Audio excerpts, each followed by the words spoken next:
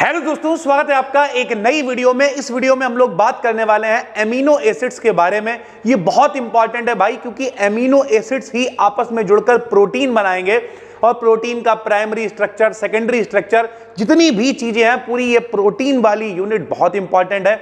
आज हम लोग बात करेंगे सिर्फ एमिनो एसिड के बारे में। भाई मेरे ध्यान से सुनो, इसका नाम ही क्या है? बताओ नाम क्या है इसका? नाम है एमिनो और एसिड। सर जी, जिन बच्चों को थोड़ा सा बेसिक नॉलेज होगी उन्हें पता होगा कि एमिनो का मतलब होता है NH2, यानी जहां कहीं भी NH2 ग्रुप लिखा हुआ आपको दिख जाए। कैसे दिखेगा भाई? हमने लिख दिया CH3NH2, तो ये क्या कहलाएगा भाई? ये कहलाएगा एमीन। ठीक है, हमने लिख दिया C2H5NH2, क्या कहलाएगा? ये कहलाएगा एमीन। यानी जहां कहीं भी आपको NH2 लिखा हुआ दिख जाता है उसे हम लोग एमीन कहते हैं। उसी तरीके से जहां कहीं भी COOH लिखा हुआ दिख जाए उसे हम लोग एसिड कहते हैं। जैसे हमने लिख दिया CH3COOH, तो इसका नाम है एसिटिक एसिड। क्या नाम है? Acetic acid. हम यहां लिख दें HCOOH, तो इसका नाम है फॉर्मिक एसिड। क्या नाम है भाई? Formic acid. थोड़ा सा बोला करो तो चीजें समझ में आएंगी। जरा यहां देखो, तो हमने आपको बताया कि जहां कहीं भी NH2 लिखा होगा उसे एमीन कहेंगे, जहां कहीं भी COOH लिखा होगा उसे एसिड कहेंगे। और अगर ऐसा कोई फार्मूला मिल जाए जिसमें दोनों चीजें हो भैया, NH2 भी हो, COOH भी हो, तो उसे हम लोग कहेंगे एमिनो एसिड। आओ दिखाते हैं। तो हमने बिल्कुल सरल परिभाषा लिख दी है कि बे ऑर्गेनिक कंपाउंड्स, यानी ऐसे कार्बनिक यौगिक जिनमें भैया NH2 ग्रुप भी हो और COOH ग्रुप भी पाया जाए, प्रेजेंट होते हैं, एमिनो एसिड कहलाते हैं। जैसे हमने एक उदाहरण यहां पे लिख दिया है एमिनो एसिटिक एसिड। इसका फार्मूला क्या होता है भाई? इसका फार्मूला होता है NH2 CH2 COOH। अब इसमें देखिए भैया NH2 भी है, इसमें COOH भी है, यानी एमीन भी है और एसिड भी है, इसलिए इसका नाम हो जाएगा एमिनो एसिड। क्या नाम हो जाएगा? Amino acid. बिल्कुल आसान है भाई। ठीक है, अब इसे बनाने के, जिन बच्चों के पेपर डिस्क्रिप्टिव हो रहे हैं, जिनके ऑब्जेक्टिव हो रहे हैं, इसी वीडियो के लास्ट में आपको ऑब्जेक्टिव की भी प्रैक्टिस कराएंगे। लेकिन जिनके पेपर डिस्क्रिप्टिव हैं, इसकी प्रिपरेशन बहुत इंपॉर्टेंट है। जैसे पेपर में ये वाली रिएक्शन आपने 12th में भी पढ़ी होगी, बहुत मोस्ट वांटेड है भैया। बहुत ही लगा दिया तो मोस्ट लगाने की जरूरत नहीं, बहुत इंपॉर्टेंट है। गैब्रियल थैलेमाइड सिंथेसिस, ये आपने 12th क्लास में भी पढ़ी हुई है। सीधी सी बात है, गैब्रियल किसी साइंटिस्ट का नाम रहा होगा, वैज्ञानिक का नाम रहा होगा, केमिस्ट का नाम रहा होगा। थैलेमाइड क्या आइटम है भैया? इस थैलेमाइड की सहायता से ही हम लोग रिएक्शन को कराएंगे। जरा ध्यान से देखिए, हमने लिखा alpha halo ester. Halo ester का मतलब, पहले तो आपको एस्टर पता होना चाहिए, हालांकि आप BSc कर रहे हो तो पता होगा, लेकिन फिर भी हम आपको बता रहे हैं। जैसे लिखा है CH3COOC2H5, ये क्या है भाई? एस्टर है। जब भी कभी फार्मूले के लास्ट में COOR करके चल रहा होता है उसे एस्टर कहते हैं। अब ये हेलो एस्टर है, तो हेलो के लिए क्या करेंगे? यहां से एक हाइड्रोजन को हटाएंगे, दो लगा के एक हाइड्रोजन बढ़ा देंगे भैया। भैया जाहिर सी बात है यार, कोई जुड़ेगा तो कोई हटेगा भी, तो एक हाइड्रोजन को हटा दिया, हैलोजन को लगा दिया, तो ये हेलो एस्टर कहलाएगा। यानी जब एस्टर के अंदर हैलोजन इंक्लूड हो जाएगा तो वो हेलो एस्टर कहलाएगा। ये आइटम क्या है भैया? ये आइटम थैलेमाइड है। हमने लिखा अल्फा हेलो एस्टर को पोटेशियम थैलेमाइड के साथ रिएक्ट कराने पर, ये भाई पोटेशियम थैलेमाइड है। ध्यान से समझिए, K फॉर पोटेशियम, और ये जो पूरा इंतजाम बना हुआ आपको दिखाई दे रहा है C6H5 COO का होल ट्वाइस N, ये क्या है? ये थैलेमाइड है। पोटेशियम थैलेमाइड ने रिएक्शन करी किससे? हेलो एस्टर से। भैया इनका K और इनका Cl, KCl अलग हो जाएगा, जो बचा हुआ इंतजाम है वो इनसे आके जुड़ जाएगा। पूरा N के साथ में CH2 COO पूरा ऐसे ही करके जुड़ जाएगा। फिर हम क्या करेंगे भाई? हाइड्रोलिसिस कराएंगे। जब हमने हाइड्रोलिसिस कराई तो देखो H पॉजिटिव और H2O की उपस्थिति में हमने हाइड्रोलिसिस कराई, क्या बनेगा भाई? तो हमारे पास एक कंपाउंड बन जाएगा भैया जिसमें दो ओइक एसिड वाले ग्रुप होंगे, साथ ही साथ जो अपने पास बनेगा वो बनेगा एमिनो एसिड भैया। ठीक है, तो ये देखो एमिनो एसिटिक एसिड बन गया। एमिनो एसिड कैसे बनेगा भैया? बिल्कुल बार बार बता रहे हैं, जिसमें एमीन भी होता है और एसिड भी होता है उसे हम लोग एमिनो एसिड कहते हैं भाई। ठीक है, इसका नाम है एमिनो एसिटिक एसिड, साथ में अल्कोहल बन जाएगा भाई। ठीक है, सरल भाषा में कहें तो बहुत ही आसान रिएक्शन है। गैब्रियल थैलेमाइड, सबसे पहले पोटेशियम थैलेमाइड लिया, हेलो एस्टर से रिएक्शन कराई, भैया KCl अलग हुआ, ये पूरा इंतजाम यहां पे जुड़ जाएगा। जब इसकी हाइड्रोलिसिस कराएंगे तो अपने पास बन जाएगा एमिनो एसिटिक एसिड, साथ में जो बाई प्रोडक्ट हैं वो बच जाएंगे भाई। ठीक है, बड़े लेवल पे हो ये बाई प्रोडक्ट आप बचा पाना बचा लेना, ना भी बचा पाना तब भी इतना कोई फर्क नहीं पड़ेगा। एमिनो एसिटिक एसिड आपको गैब्रियल थैलेमाइड से बनाना आना चाहिए भैया। ठीक है, दूसरी है स्ट्रेकर सिंथेसिस, ये भी ठीक है भैया, गैब्रियल थैलीमाइड ज्यादा इंपॉर्टेंट है, ये थोड़ा सा कम है लेकिन ठीक ठाक है और पहले तो कोई कठिन नहीं है। अगर आपके पेपर डिस्क्रिप्टिव है, प्रॉपर नोट्स बनाओ, कायदे से प्रैक्टिस करो भाई, ठीक है। एल्डिहाइड को HCN तथा NH3 के साथ में रिएक्शन कराएंगे भैया। एल्डिहाइड क्या होता है बताओ? जहां कहीं भी CHO लगा होता है उसे एल्डिहाइड कहते हैं। सर जी सीधी सी बात है, तो CH3CHO का मतलब क्या है? एल्डिहाइड है। HCN से रिएक्शन कराएंगे, यहां पर H और CN आके जुड़ेगा, जब जुड़ेगा भैया CH3 देखो CH3 है, CH देखो CH है, O के संग में H आ गया, संग में कौन? CN आ गया, साइनोहाइड्रिन हो गया भैया, ठीक। फिर क्या करा? HCN और NH3, तो फिर हम NH3 से रिएक्शन कराएंगे तो NH3 भी आके जुड़ जाएगा भैया। देखो CH3 देखो CH3, देखो भैया CN देखो CN, ये जो इंतजाम है बीच का OH H वगैरह ये पानी बनके अलग हो जाएगा और फिर इसकी हाइड्रोलिसिस कराएंगे। जब हाइड्रोलिसिस कराएंगे तो ये जो एमिनो नाइट्राइल बना हुआ ये कन्वर्ट हो जाएगा alpha amino propionic acid. Propionic क्यों कह रहे हैं? क्योंकि एक कार्बन, दो कार्बन, तीन carbon, meth, eth, prop, but, pent, hex, hept, oct, non, dec, undec, dodec, ऐसे चलता था 10th क्लास में ना। कार्बन कितना है बोलो? मेथ, एथ, प्रोप, तो नाम हो जाएगा प्रोपियोनिक एसिड भैया, ठीक है। इस तरीके से चीजें चलती हैं। एमिनो क्यों बता रहे हैं? क्योंकि इसमें NH2 भी लगा हुआ है, इसमें NH2 भी है, COOH भी है, तो ये एमिनो एसिड कहलाएगा। तो ये स्ट्रेकर सिंथेसिस है, ये भी आपको पता होनी चाहिए भैया। बीच बीच में स्क्रीनशॉट लेते चला करो और आराम से चीजों को पढ़ते चला करो। इसके अलावा एक आध और भी आपको पता होना चाहिए, जैसे कूप सिंथेसिस है, ये बहुत इंपॉर्टेंट नहीं है लेकिन पेपर डिस्क्रिप्टिव है तो पता होना चाहिए भैया, ठीक है। कूप सिंथेसिस क्या है? हम लोग लेंगे कीटोप्रोपियोनिक एसिड। कीटोप्रोपियोनिक एसिड का मतलब क्या होता है? 3 कार्बन होने चाहिए। पहले तो देखो 1 कार्बन, 2 कार्बन, 3 कार्बन। कीटो का मतलब कीटोन ग्रुप भी होना चाहिए, तो COO यहां लगा हुआ है, तो ये भैया कीटोप्रोपियोनिक एसिड है। NH3 से हम लोग रिएक्शन कराएंगे भाई, O यहां से हटेगा, H यहां पे, NH यहां पे जुड़ेगा, जो 2 H इसके बचे हैं वो पानी बन के अलग हो जाएंगे, ये इमीन कहलाएगा। इमीन की फिर से भैया हाइड्रोजन से रिएक्शन यानी अपचयन यानी रिडक्शन कराएंगे, पैलेडियम की उपस्थिति में कराएंगे, तो अपने पास क्या भैया यहां पर एक हाइड्रोजन और बढ़ जाएगा यानी NH2 आ जाएगा, COOH वैसे चलता रहेगा। नाम क्या है इसका? Alpha amino propionic acid. भैया यहां से देखो जो मेन कार्बन होता है, जरा ध्यान समझो, COOH मेन कार्बन है तो इसे नंबर देंगे 0, इसके पड़ोस वाले को अल्फा, फिर बीटा, ऐसे करके नंबर दिए जाएंगे। तो अल्फा पे NH2 का मतलब हो गया अल्फा एमिनो प्रोपियोनिक एसिड, इसका नाम हो गया भाई, ठीक है। उसके अलावा हम लोग अल्फा हेलो एसिड की NH3 से रिएक्शन करा के भी बना सकते हैं, जैसे यह है NH3। NH3 माने अमोनिया है, एक H अलग करके लिख दिया। ये CH3COOH रहा होता, ध्यान से समझो, CH3COOH अगर होता तो ये एसिटिक एसिड होता। एक H हटा के Cl लगा दिया तो ये हेलो एसिटिक एसिड हो गया भैया। इनका H इनका Cl अलग हो गया, ये यहाँ के जुड़ जाएगा, सीधे सीधे ग्लाइसिन बन जाएगी। और इस तरीके से भी हम लोग एमिनो एसिड को बना सकते हैं। तो ये 3-4 विधियां हैं जो मोस्ट इंपॉर्टेंट है, अगर आपके पेपर डिस्क्रिप्टिव है तो आपको पढ़ना ही पड़ेगा भाई। प्रॉपर्टीज की बात करें तो ज्विटर आयन, आपने 12th क्लास में भी ज्विटर आयन पढ़ा हुआ है, मोस्ट वांटेड है भैया। ज्विटर आयन आपको पता ही होना चाहिए, आसान है, समझाते हैं आपको। ये क्या है? NH2CH2COOH, इसका नाम क्या है? ग्लाइसिन है। कुछ नहीं करना है, एक भैया H यहां से हटा देना है, एक H यहां बढ़ा देना है। जहां से H हटेगा वहां कमी आएगी तो माइनस आ जाएगा, जहां H पहुंचेगा वो राजा हो गया तो उसके ऊपर प्लस आ जाएगा भाई, सीधी सी बात है, ठीक है। तो इस तरीके से भैया N के ऊपर प्लस आ गया, यहां पे आ गया माइनस, और ये बन जाएगा ज्विटर आयन, लिख दिया। एमिनो एसिड का जो जलीय विलयन होता है वो न्यूट्रल होता है, क्योंकि दोनों है, एमीन भी है एसिड भी है। एसिड भैया एसिड वाला व्यवहार करेगा, एमीन कैसा करेगा? बेस वाला व्यवहार करेगा। और जहां अम्ल भी होगा, क्षार भी होगा, एसिड बेस दोनों होंगे, वो न्यूट्रल होगा सॉल्यूशन भाई। तो एमिनो एसिड का जलीय विलयन न्यूट्रल होता है, क्योंकि इसमें प्रेजेंट NH2 और COOH ग्रुप्स अपोजिट नेचर के होने के कारण एक दूसरे को न्यूट्रल करके सॉल्ट बनाते हैं, जिन्हें ज्विटर आयन कहते हैं। तो ज्विटर आयन का मतलब क्या है?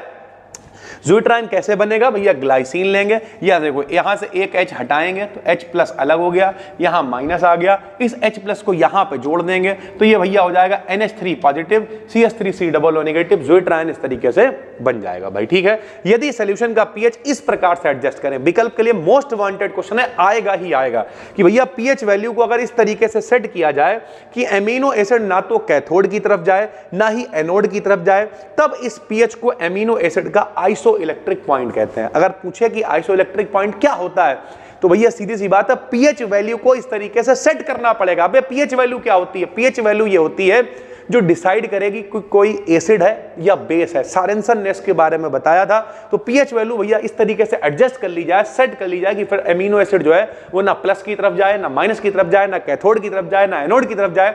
उस पॉइंट को हम लोग कहेंगे आइसो इलेक्ट्रिक पॉइंट भाई, ठीक है।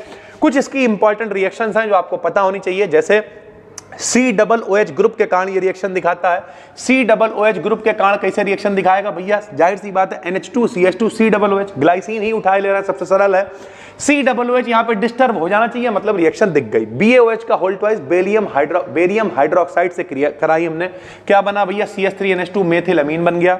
BaCO3 यानी यहाँ जो COO चल रहा था यहाँ से हट गया, ये ग्रुप टूट गया, संग में पानी निकल गया। इसका मतलब यह है COOH को डिस्टर्ब किया गया, इसका मतलब ये COOH ग्रुप के कारण रिएक्शन हो रही है, मेथिल अमीन में ये कन्वर्ट हो रहा है भाई, ठीक है। रिडक्शन की बात करें, रिडक्शन का मतलब अपचयन होता है। लिथियम एल्यूमिनियम हाइड्राइड की उपस्थिति में जब इसका रिडक्शन यानी अपचयन कराएंगे तो COOH डिस्टर्ब हो जाएगा, O हट के वहां पे H आ जाएगा, तो भैया क्या हो जाएगा CH2OH। नाम क्या हो जाएगा, जब OH हो गया तो ये अल्कोहल हो जाएगा, नाम है इसका एमिनो अल्कोहल भाई, ठीक है। NH2 ग्रुप के कारण भी हो सकती है भैया, क्योंकि एमिनो एसिड है। तो जिन लोगों का पेपर डिस्क्रिप्टिव है, कुछ एमीन ग्रुप के कारण रिएक्शन पूछेगा, कुछ एसिड ग्रुप के कारण। एसिड के कारण 2 बता दी, एमीन के कारण भी 2 लिख दे रहा है। एमीन मतलब NH2 ग्रुप डिस्टर्ब होना चाहिए भैया। तो देखो NH2CH2 COOH, HNO2 से रिएक्शन कराई, COOH वैसे ही बच गया आपकी। अब की कौन डिस्टर्ब हो गया, आपकी NH2 गायब हो गया, N गायब हो गया, वहां पे CH2 आ गया है। N डिस्टर्ब हो गया, NH2 डिस्टर्ब हो गया, तो एमीन की रिएक्शन हो गई। COOH अगर डिस्टर्ब हो गया तो COOH वाली रिएक्शन हो गई भाई, ठीक है। जैसे आइसोसाइनाइड रिएक्शन है भैया, फिर वही NH2CH2 COOH वैसे ही रहा, CH2 वैसे ही रहा, NH2 डिस्टर्ब हो गया, NH2 में H2 की जगह पे कौन आ गया, C आ गया। NC का मतलब आइसोसाइनाइड होता है, इसलिए इसे आइसोसाइनाइड रिएक्शन भी हम लोग बोल देते हैं। तो ये 2 रिएक्शंस हमने दिखा दी आपको आइसोसाइनाइड वाली भाई, ठीक है, NH2 ग्रुप वाली। अगर हम लोग इंपॉर्टेंस की बात करें भैया कि हमारे शरीर में बायोलॉजिकल इंपॉर्टेंस क्या है, उसकी अगर बात करें तो हमने यहाँ पे लिखा हुआ है भैया फिजिकल इंपॉर्टेंस क्या है, बायोलॉजिकल इंपॉर्टेंस क्या है। तो बॉडी की ग्रोथ के लिए एमिनो एसिड बहुत इंपॉर्टेंट होते हैं, लेकिन सभी को पता है कि भैया प्रकृति में हमारे लगभग 20 अमीनो एसिड पाए जाते हैं। अगर मोटे मोटे बात करें हम लोग भैया, ठीक है, तो 20 अमीनो एसिड्स में से लगभग 10 जो है वो हमारी बॉडी के अंदर होते हैं, 10 से 11, ठीक है। बहुत सारी जगह पे आपको 11 भी दिखेंगे, लेकिन नॉर्मली 10 हमारी बॉडी जो है जो नहीं होते हैं, जो बाहर से चाहिए होते हैं, उन्हें इसेंशियल एमिनो एसिड्स कहते हैं। प्रोटीन हमारी बॉडी उतने अच्छे से नहीं बना पाती भाई, हमें बाहर से चाहिए होता है, तो एमिनो एसिड मिलके ही तो प्रोटीन बनाते हैं। हम लोग पनीर खाएंगे तो हमारे अंदर क्या आएगा भैया, प्रोटीन आएगी। प्रोटीन हमारी बॉडी के अंदर हाइड्रोलिसिस होगी, जल में घुलेगी और एमिनो एसिड क्रिएट करेगी, यही तरीका चलता भैया बॉडी में। तो बॉडी की ग्रोथ के लिए एमिनो एसिड्स बहुत इंपॉर्टेंट होते हैं।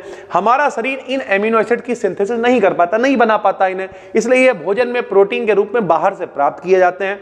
जब प्रोटीन बॉडी में पहुंचती है तो ये जल अपघटन हाइड्रोलिसिस के द्वारा एमिनो एसिड देती है, जो ब्लड में ऑब्जर्व हो जाती है और ब्लड के साथ बॉडी पार्ट्स में पहुंचकर प्रोटीन बनाती है भैया, ठीक है। बाहर से प्रोटीन खाई, हाइड्रोलिसिस हुई, शरीर के अंदर क्या पहुंचा, एमिनो एसिड अलग अलग पार्ट्स में पहुंचा, और फिर हर पार्ट को, जैसे हमारे बालों को प्रोटीन चाहिए, अगर किसी में प्रोटीन की कमी है बाल गिरना शुरू हो जाएंगे। आंखों को प्रोटीन चाहिए, हमारे नाखूनों को प्रोटीन चाहिए भैया। इस तरीके बालों में क्या होता है, केराटिन नामक एंजाइम होता है। डिटेल में अगर पहुंचेंगे तो बड़ा अंदर घुस जाएंगे भी, तो प्रोटीन चलेगा 4-6 क्लासेस में, तब आपको और बताएंगे। कुछ इससे रिलेटेड मेरे भाई ऑब्जेक्टिव क्वेश्चंस बन रहे हैं जो आपको बताते हैं। एमिनो एसिड्स, ये पीडीएफ आपको बिल्कुल फ्री में मिल जाएगी, अपना फ्री चैनल है टेलीग्राम पर, BDKDN BSc ज्वाइन कर लेना उसे, वरना जिन लोगों ने कोर्स ज्वाइन कर रखा है सारी वीडियोस वहीं पर अपलोडेड आपको मिलेंगी पीडीएफ के साथ में, तो फिर कोई समस्या है ही नहीं, पढ़ते रहिए भैया, ठीक है। Zwitterions are found in, zwitterion किसमें पाए जाते हैं भैया, अभी बताया ग्लाइसिन में एक NH3 पॉजिटिव हो गया था, COO के ऊपर नेगेटिव हो गया था, तो ज्विटर आयन एमिनो एसिड में पाए जाते हैं। मोस्ट वांटेड है भैया, विच फंक्शनल ग्रुप्स, कौन से फंक्शनल ग्रुप, कौन से क्रियात्मक समूह पाए जाते हैं एमिनो एसिड में, तो एमीन पाए जाते हैं और एसिड पाए जाते हैं, NH2 और COOH। Which is correct for amino acid, कौन एमिनो एसिड के लिए ठीक है, तो दे शो ऑप्टिकल आइसोमेरिज्म, यानी ये ऑप्टिकल आइसोमेरिज्म। अभी एक बच्चा हमसे पूछ रहा था सर ऑप्टिकल आइसोमेरिज्म क्या होता है, या डी ग्लूकोज क्या होता है भैया, डी ग्लूकोज, एल ग्लूकोज, सरल भाषा में जो समतल ध्रुवित प्रकाश होता है, प्लेन पोलराइज लाइट होती है, वो जब डाली जाती है, अगर प्रकाश सीधी तरफ घूम गया तो डी ग्लूकोज, उल्टी तरफ घूम गया तो एल ग्लूकोज, इस तरीके से ही ऑप्टिकल आइसोमेरिज्म शो करी जाती है, प्रकाशीय समाव्यक्ता जिसे हम लोग कहते हैं भाई, ठीक है। Amino acids are unit of, amino acid किसकी यूनिट होते हैं? तो प्रोटीन की यूनिट होते हैं। The point at which when a current is flowing amino acid do not move towards any electrode, किसी भी इलेक्ट्रोड की तरफ मूव नहीं करेगा, ना कैथोड की तरफ ना एनोड की तरफ। क्या पॉइंट कहलाएगा? आइसो इलेक्ट्रिक पॉइंट कहलाएगा। अभी आपको बताया था। टू एमिनो एसिड्स आपस में जब दो एमिनो एसिड मिलते हैं तो क्या बनता है? तो डाइपेप्टाइड बनता है। कई एमिनो एसिड बनते हैं तो पॉलीपेप्टाइड बनता है, और उस पॉलीपेप्टाइड को ही हम लोग कहते हैं प्रोटीन मेरे भाई। ठीक है, आगे पढ़ाएंगे डिटेल में। पेप्टाइड लिंकेज क्या होती है? तो यहां देखो COOH का CO आ जाएगा, NH2 का NH आ जाएगा, और CO और NH के बीच में भैया जो बॉन्ड बनेगा उसे हम लोग कहेंगे पेप्टाइड लिंकेज। ऑन हीटिंग, जब कभी हम लोग गर्म करते हैं तो alpha amino acid, beta amino acid और गामा एमिनो एसिड क्या देते हैं भैया? तो अल्फा एमिनो एसिड लैक्टम देता है, beta amino acid acrylic acid देता है, गामा एमिनो एसिड भी लैक्टम ही दे देता है। Which of the following has unit amino acid, यानी एमिनो एसिड किसकी यूनिट है? तो एमिनो एसिड प्रोटीन की यूनिट होते हैं। एमिनो एसिड मिलते चले जाते हैं।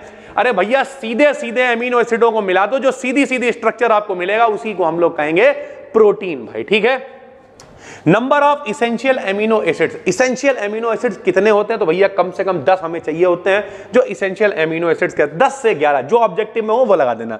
Alpha beta gamma amino acids कैसे टेस्ट किए जाते हैं? तो हीट करके भैया गर्म करो, गर्म करके अगर ये चीजें आपको मिलना शुरू हो जाए, क्या ऑन हीटिंग लैक्टम मिल जाए, ठीक है, इसके अलावा एक्राइलिक एसिड मिल जाए, लैक्टम मिल जाए, तो इस तरीके से इनका टेस्ट किया जा सकता है कि ये अल्फा है या बीटा है या गामा है। Which amino acid is biologically significant, कौन सा हमारे शरीर के लिए बहुत इंपॉर्टेंट है भाई? तो अल्फा एमिनो एसिड बहुत इंपॉर्टेंट है। Number of amino acids in proteins are, protein में कितने एमिनो एसिड? तो भैया 25 एमिनो एसिड की पूरी चेन पाई जाती है। Amino acid is soluble in, किस में घुल जाते हैं? तो पानी में घुल जाते हैं।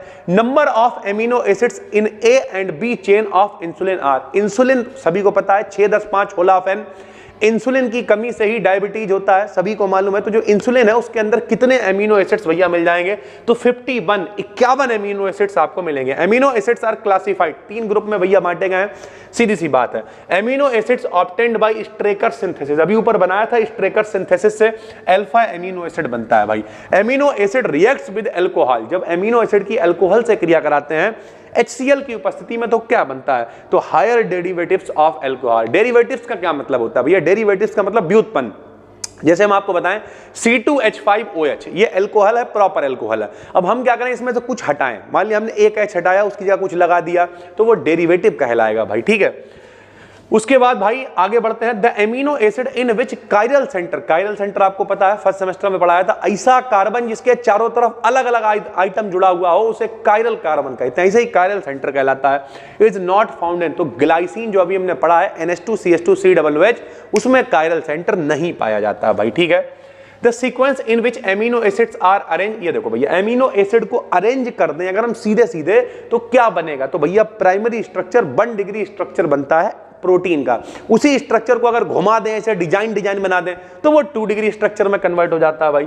Biological importance amino acids are, biologically जो इंपॉर्टेंस है तो अल्फा एमिनो एसिड है, ऊपर भी आ चुका है, अल्फा एमिनो एसिड्स बायोलॉजिकली बहुत इंपॉर्टेंट होता है भाई। Amino acids have the minimum solubility at, सबसे कम सॉल्युबिलिटी किस पॉइंट पर होती है? तो आइसो इलेक्ट्रिक पॉइंट पर, जब किधर भी मूवमेंट नहीं हो रहा होता है उस समय विलयता यानी सॉल्युबिलिटी सबसे कम होती है एमिनो एसिड्स की। The formula of amino acetic acid वही ग्लाइसिन है, NH2CH2COOH, इसी को ग्लाइसिन कहते हैं, इसी को एमिनो एसिटिक एसिड कहते हैं। इसेंशियल एमिनो एसिड्स और ऑल्सो टर्म, जो इसेंशियल जरूरी एमिनो एसिड्स होते हैं उन्हें और क्या कहा जाता है?